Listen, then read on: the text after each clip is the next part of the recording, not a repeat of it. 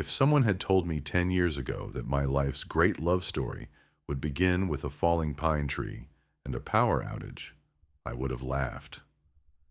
My life was a fortress built of solitude, a small cabin nestled deep in a forest that was more tolerant of my presence than any city had ever been. My days were measured in the turning of pages, the steam from a coffee cup, the slow, methodical work of tending a garden that asked for nothing but patience. It was a quiet existence, a deliberately quiet existence. And then he arrived.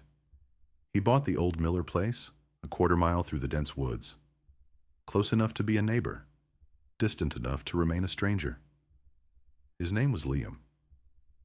I learned that from the mailman, a garrulous man named George, who seemed to believe gossip was a form of currency in these isolated parts. Liam was a disruption to my carefully curated silence. Not because he was loud. He was the opposite of loud. He was a presence, a solid physical fact that inserted itself into my landscape. I'd see him from my window, a distant figure against the backdrop of ancient trees.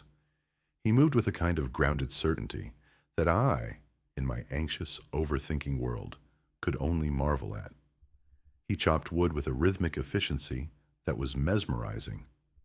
The swing of the axe, the sharp crack of splitting timber, the flex of muscle in his back and shoulders beneath a worn flannel shirt. He was, from my safe distance, a caricature of rugged masculinity. The kind of man I'd spent my whole life feeling invisible around. Broad-shouldered, tall, with a dark beard and a way of looking at the horizon that suggested he was wrestling with something far bigger than himself. He was beautiful in a way that felt dangerous to me. A beautiful, sharp object I knew better than to touch. Our interactions were minimal, bordering on non-existent. A raised hand in greeting if our paths crossed on the winding dirt road. A curt nod. That was the extent of our universe. The space between our cabins was a chasm, filled with unspoken assumptions and my own tightly guarded fears. He was probably straight. He probably thought I was the weird, quiet guy in the woods. He probably never thought of me at all. This last thought was the most likely, and somehow the most painful. So I kept my distance. I observed him the way I observed the deer that came to my salt lick at dawn. A wild, beautiful creature, living a life entirely separate from my own. A life I was content to watch from behind the safety of glass. For a year, this was our rhythm. The silent neighbor and the silent watcher. My solitude remained intact, but it had changed. It was no longer just about me. It was now defined by his absence, punctuated by the rare, heart-stopping moments of his presence. My fortress had a window, and I spent far too much time looking through it. Longing was a low, constant hum beneath the floorboards of my quiet life. A feeling I had long ago learned to ignore. But with Liam, it was getting harder. The hum was growing louder. Then came the storm. It wasn't a gentle summer rain. It was a primal assault. The sky turned a bruised, sickly shade of purple-gray. The wind came first, a low moan that escalated into a full-throated shriek, tearing through the trees, ripping leaves from their branches. It was a living thing, this wind. Angry. Violent. I secured the shutters, checked the woodpile by the hearth, and settled in for the siege. This was a familiar routine. The forest tested you. It reminded you of your fragility. I found a strange comfort in it. The rain started, a percussive slam against the roof so loud it drowned out all other sound. Then the lights flickered once, twice, and died. Darkness swallowed the cabin whole, a thick velvety blackness broken only by the frantic strobing flashes of lightning that illuminated the thrashing woods outside my window. I lit a lantern, its golden glow pushing back the shadows, creating a small, warm bubble of civilization in the heart of the chaos. The hours wore on. I read by the fire, the roar of the storm a constant companion. And then I heard it, a sound different from the wind and rain. A deep, groaning crack, followed by a cataclysmic crash that seemed to shake the very foundations of the earth. It was close. Too close. My heart, a frantic trapped bird, hammered against my ribs. I thought of Liam. His cabin was in that direction. A cold dread, sharp and acidic, flooded my stomach. I paced the small confines of my living room, my mind a whirlwind of terrible possibilities. The storm was too violent to go out. There was nothing I could do but wait and worry. An hour later, a lifetime later, there was a new sound. A frantic, desperate pounding on my door. It was so unexpected, so alien in my secluded world, that I froze. My first thought was not of Liam. It was of something else, something wild and dangerous born of the storm. The pounding came again, harder this time. "Hello? Anyone in there? Please." The voice was raw, strained, but unmistakable. It was his. My legs, suddenly feeling like they were made of stone, carried me to the door. My hand trembled as I drew back the heavy bolt. I opened the door, and the storm rushed in, a blast of wind and icy rain. And there he was. Liam. He looked nothing like the distant, confident figure I watched from my window. He was soaked to the bone, his dark hair plastered to his forehead, his flannel shirt clinging to his chest. Water streamed down his face, mingling with the blood that trickled from a cut on his temple. His eyes, wide and wild in the lantern light, were filled with a desperate, shocking vulnerability. The mountain god had been humbled. He was just a man, a cold, wet, and frightened man. "A tree," he gasped, his voice ragged. "A huge pine. It came right through the roof, into the kitchen." I stood there for a stupid, frozen second, just staring. My brain struggled to reconcile the image of the man I had built up in my head with the reality of the man shivering on my doorstep. "Come in," I finally managed, my own voice sounding thin and reedy. "Get in, quickly." He stumbled inside, and I slammed the door against the howling wind, shutting out the storm, but bringing the heart of it right into my home. He stood dripping on the small rug, looking lost and out of place in my small, book-filled world. The silence between us was thick, broken only by the crackle of the fire and the drumming of the rain. He was here, in my space. The sheer, overwhelming proximity of him was making it hard to breathe. The air was suddenly charged, thick with the scent of rain, wet earth, and him. "You're bleeding," I said, the words clumsy. He reached up and touched his temple, his fingers coming away red. "Ah, didn't even feel it." "Sit," I instructed, pointing to the worn armchair by the fire. "I'll get you a towel." "And something for that?" For the first time in a long time, my routine was shattered, but in its place was a sense of purpose. He needed my help. This simple fact cut through my anxiety like a knife. He sank into the chair, his big frame looking almost too large for it. I returned with a stack of dry towels and my small first aid kit. The fortress walls were down. He was inside. I handed him a towel, and he scrubbed it over his hair, his movements weary. I watched the play of muscles in his forearms, the dark hair slick with water. Every detail was suddenly in sharp focus. The small, faded scar that bisected his left eyebrow, the exhaustion that carved new lines around his eyes, the slight tremor in his hands, whether from cold or shock, I couldn't tell. This was a man I had only ever seen from a distance, a collection of broad strokes. Up close, he was a tapestry of fine, intricate details, and I was a fool who wanted to trace every single one. "Here," I said, my voice softer than I intended. Let me see that cut. I knelt in front of him, the first aid kit open on the floor. My world narrowed to the space between us. The firelight cast flickering shadows across his face. I could feel the heat radiating from his body, could hear the soft sound of his breathing. My own breath was caught somewhere in my chest.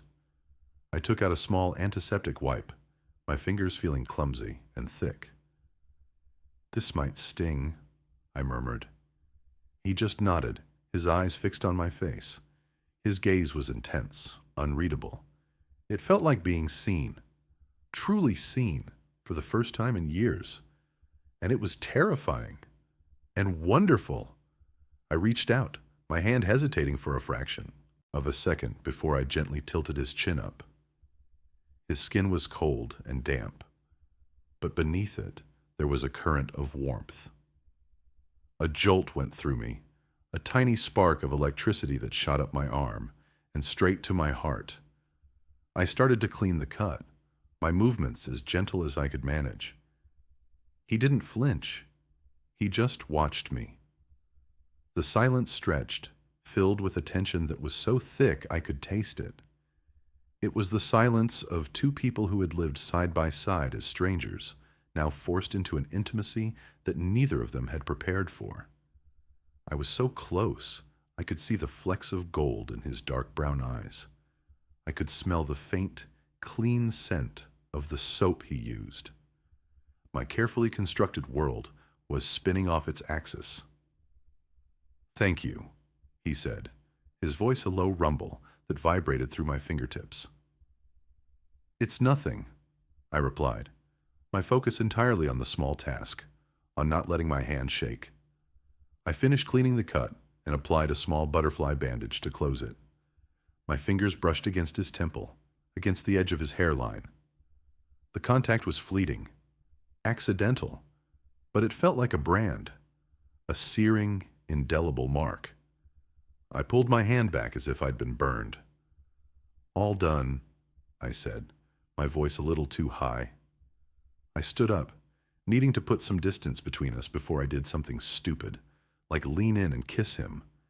The thought was so sudden, so powerful, it stole my breath. "I'll make some coffee," I announced to the room, and fled to the relative safety of my small kitchen. My hands were shaking as I measured the grounds into the percolator for the stovetop. He was in my living room. Liam, the man from the window. And I had just touched him. It was pathetic, how much that small act had undone me, but it felt monumental, a tectonic shift in the landscape of my life. I brought back 2 mugs of coffee, handing one to him. This time I was careful. Our fingers didn't touch. But it was a near thing. He wrapped his large, calloused hands around the mug, a gesture of someone seeking warmth, seeking comfort. And my cabin, my fortress of solitude, was providing it. The power dynamic had been completely inverted. Out there, in the world, he was the strong one, the capable one. In here, he was the one in need, and I was the one who could provide. It was a strange, heady feeling. "My generator is flooded," he said, staring into the fire. "The whole place is a wreck. I don't even know where to start." "You can stay here," I said, the words leaving my mouth before I had a chance to second-guess them. "For as long as you need." He turned his head and looked at me. Really looked at me. There was surprise in his eyes and something else. Gratitude. I can't ask you to do that." "You're not asking." "I'm offering," I said, a strange boldness taking hold of me. "It's what neighbors do, right?" That small, tired smile touched his lips. It transformed his face, softening the harsh lines, making him look younger. "I guess I haven't been much of a neighbor," he admitted, his gaze dropping back to the fire. "I came out here to get away from people." "Me too," I confessed, the admission a quiet echo in the room. And in that shared sentiment, another wall crumbled. We weren't so different. him and I, two solitary men, hiding from the world in the same small patch of woods. The night deepened. The storm continued its assault, but inside the cabin, a fragile peace began to settle. The world outside ceased to exist. There was only the fire, the rain on the roof, and the quiet presence of this man, who had, in the space of a few hours, turned my entire world upside down. We talked. At first, it was just small things. The severity of the storm, the history of our cabins, the quirks of living so far from civilization. But as the hours bled into one another, the conversation drifted into deeper waters. He told me why he'd left the city. He'd been an architect, designing sterile, glass and steel buildings he'd grown to hate. He spoke of a relationship that had ended badly, a woman who wanted the city life he was desperate to escape. She said I was running away, he said, his voice low and laced with a familiar melancholy. And she was right. I just didn't know what I was running towards. He looked around my small, cluttered cabin, at the towering stacks of books, the dried herbs hanging from the rafters, the comfortable chaos of a life lived inward. "Looks like you found it," he said, a hint of envy in his tone. "Or maybe I just built a better place to hide," I countered, the truth of the words hanging in the air between us. He was looking at me again, with that same intense, searching gaze. "I see you, sometimes," he said, his voice dropping even lower, becoming more intimate. "From my porch. You're in your garden, or reading in that chair." My heart stuttered. He saw me. The watcher had been watched. "I've always wondered what you were reading," he continued, a faint smile on his lips. "Poetry, mostly," I managed to say, my throat suddenly dry. "History. Nothing very exciting." "I don't know," he mused, leaning forward, his elbows on his knees. "A man who chooses to live alone in the woods, reading poetry? That sounds pretty exciting to me." The air crackled. The space between us shrank until it was almost non-existent. Every nerve ending in my body was on high alert. This was it, a precipice, and I had no idea which way I was about to fall. "You're not what I expected," he said, his voice barely a whisper now. "What did you expect?" I asked, my own voice trembling slightly. "I don't know," he confessed. "Someone severe, unapproachable. But you're not. You're kind." Kind. No one had ever called me that. The simple word landed in my chest and bloomed, a warm, aching flower. He was closer now. The firelight danced in his eyes, and in their depths I saw a reflection of my own longing, my own fear, my own desperate, unspoken hope. "This is happening," a small, hysterical voice screamed in the back of my mind. "This is actually happening." He reached out, his hand moving with an agonizing slowness, and cupped my jaw. His thumb stroked softly against my skin just below my ear. The touch was electric. It was a question, a permission. I didn't pull away. I couldn't have, even if I wanted to. I leaned into his touch, a silent, shuddering surrender. And then, he closed the remaining distance between us. His lips met mine. It wasn't a hard, demanding kiss. It was soft, hesitant, a tentative exploration in the dark. It was a question asked in a language my body understood far better than my mind. His lips were warm, chapped from the wind, and they tasted faintly of coffee and rain. I could feel the slight rasp of his beard against my skin. My eyes fluttered shut. My entire universe, which for so long had been this vast, lonely forest, had shrunk to the space of a single, breathtaking kiss. I brought my hand up, my fingers tangling in his damp hair. He deepened the kiss, a soft groan rumbling in his chest. It was a sound of relief, of recognition, like a man who had been wandering in the desert and had finally, impossibly, found water. I knew the feeling. I was drowning in it. When we finally broke apart, we were both breathless. He rested his forehead against mine, his eyes still closed. "Ethan," he whispered, my name a prayer on his lips. It was the first time he'd said it, and hearing it in his voice in the charged aftermath of that kiss felt like coming home to a place I'd never known existed. I didn't know what to say. Words were inadequate. They were the tools of my solitude, and they had no place in this new shared reality. So I said nothing. I just kissed him again. The morning came, as it always does, uninvited, brutal in its honesty.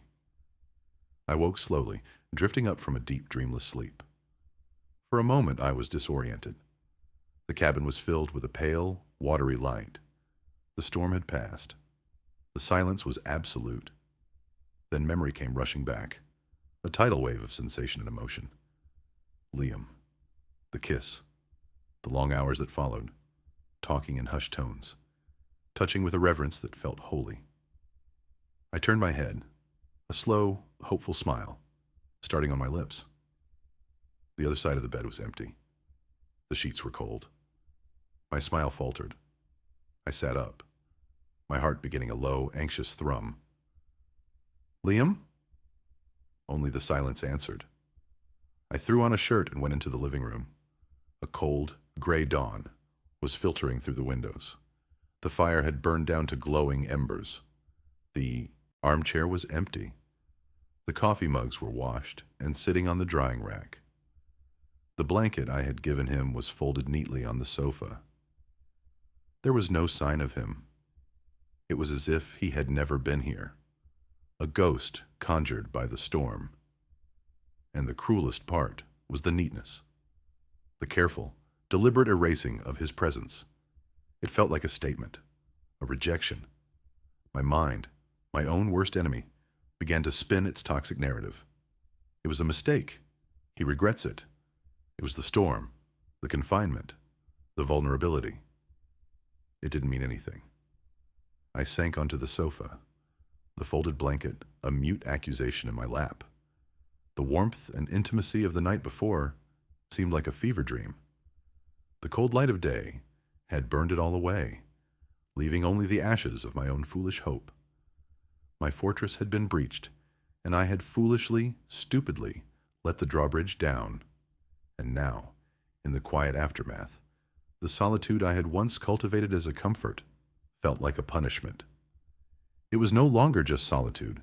It was an absence, a gaping, Liam-shaped hole in the fabric of my world. I walked to the window. The world outside was washed clean by the rain. The air was crisp, the sky a fragile, hopeful blue, but all I felt was a hollow ache in my chest. I saw him then, a distant figure, already halfway back to his own property. He didn't look back. He just kept walking, his shoulders set, moving with that same purpose, that same certainty, walking away from me. The day passed in a blur of self-recrimination. I replayed every word, every touch, every glance from the night before, searching for the moment I had misread everything so completely. But I couldn't find it. It had all felt so real, so honest. Which was worse? To have imagined it all, or for it to have been real, and for him to have rejected it so thoroughly. I tried to go back to my routine. I made coffee. I tried to read. But the words on the page were just black marks, and the coffee tasted like ash. My home, my sanctuary felt alien. Every corner held a memory of him. Him shivering by the fire. Him smiling at something I said. Him leaning in to kiss me. The silence in the cabin was no longer peaceful. It was a physical weight, pressing down on me, suffocating me. It was the loudest sound I had ever heard. Another day bled into night. Still no word, no sign of him. I imagined him over there, in his damaged cabin, clearing the debris, patching the hole in his roof, patching the hole in his life where I had, for a few brief, magical hours, been allowed to enter. I was a fool, a lonely, hopeful fool, who had mistaken a moment of shared desperation for a moment of genuine connection.